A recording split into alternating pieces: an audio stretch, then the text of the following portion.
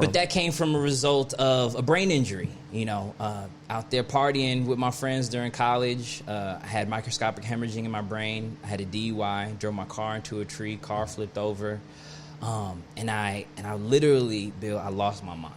Literally. Like, when I see homeless people out here on Hollywood Boulevard, like, I empathize because I know that could have been me if I didn't have the family that I have. Right. I thought I didn't have the support that I have, right? And then, I took leave of absence from school, and that drove me into a depression. Man, I was depressed. Like, I never knew what depression felt like until I couldn't get out of bed.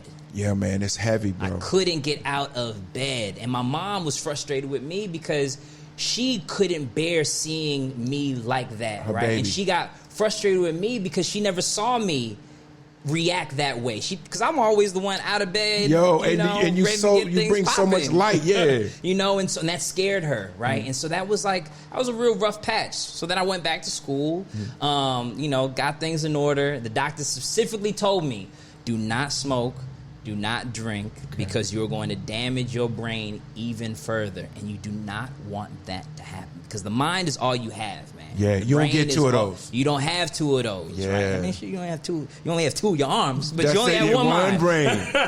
Right. And, I fell back into those habits because I thought, I'm good. It's not going to happen to me. Like, one drink, one blunt, I'll be straight. Right. And I went out with my boys and I blacked out drunk, but it was bad because I never blacked out like that before. Okay. And I woke up and I was in the hospital. They told me that I had been shot twice in my leg and a grazed bullet above my eyebrow. At that time, I didn't know it was a grazed bullet. It was just a big gash. Then I later found out that I was shot at 5 times and hit twice in my leg, and found out that when I ducked, it was a grazed bullet that went across the top of my eyebrow. And you don't remember being I don't remember anything. And that's the most frustrating thing about it, Bill, is that, till this day, I try my hardest to remember what could have happened. I was by myself.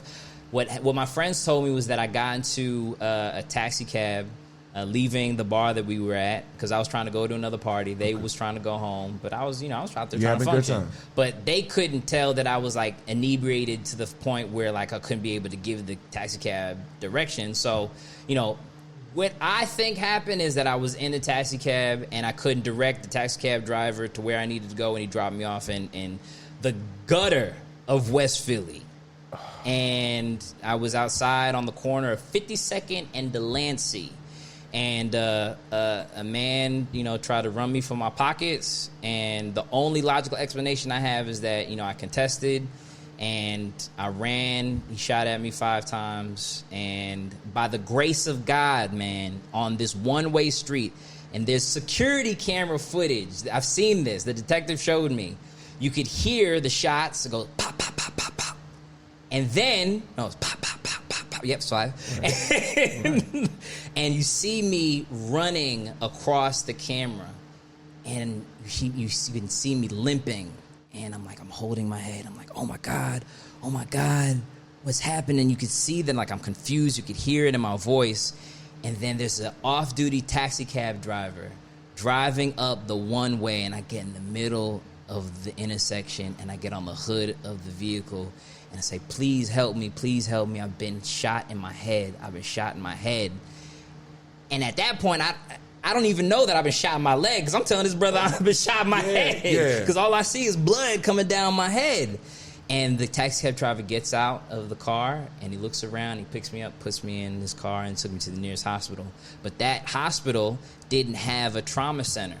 And so that hospital, they transferred me to University of Pennsylvania Hospital, and then they stitched me up, and then they discharged me, man. They discharged me that next day. Because I didn't have any identification. I didn't have my wallet. I didn't have my phone. I didn't have anything. Wow. I didn't have anything. And to them, I was just another nigga that got shot in Philadelphia. And, but to their surprise, my stepfather was a state senator, and that was his district. And, I got to my stepdad's house, and he was like, no, something's wrong. We gotta send you back. to the hospital, and came back to the hospital, and doctor was like, who sent you, let you go? I was like, y'all did. Y'all kicked me out. You know? And so they said that if I didn't come back that next morning, I would have had to lose my leg because the nerve damage was so bad in my leg, they would have had to amputate it.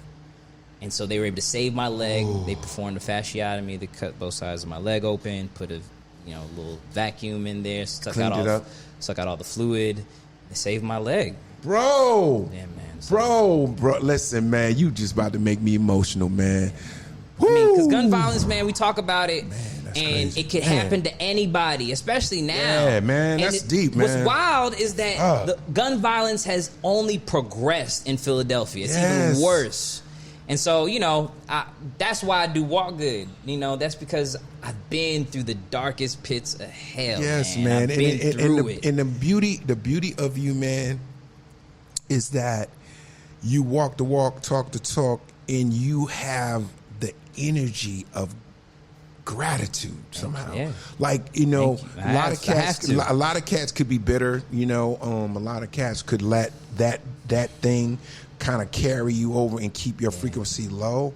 You fought against it. Like you said, you breathe into the pain. Yeah, breathe into the pain. And now look on the other side of that. You're changing lives. Mm-hmm. You're helping other people to breathe. You're helping people to see a better side of themselves. Yeah, look at the glass half full, not half empty, man. My brother Hugh Augustine, he's from the city. Mm-hmm. He's also a survivor of gun violence. Mm-hmm. And one time we were talking, and I said I was a victim.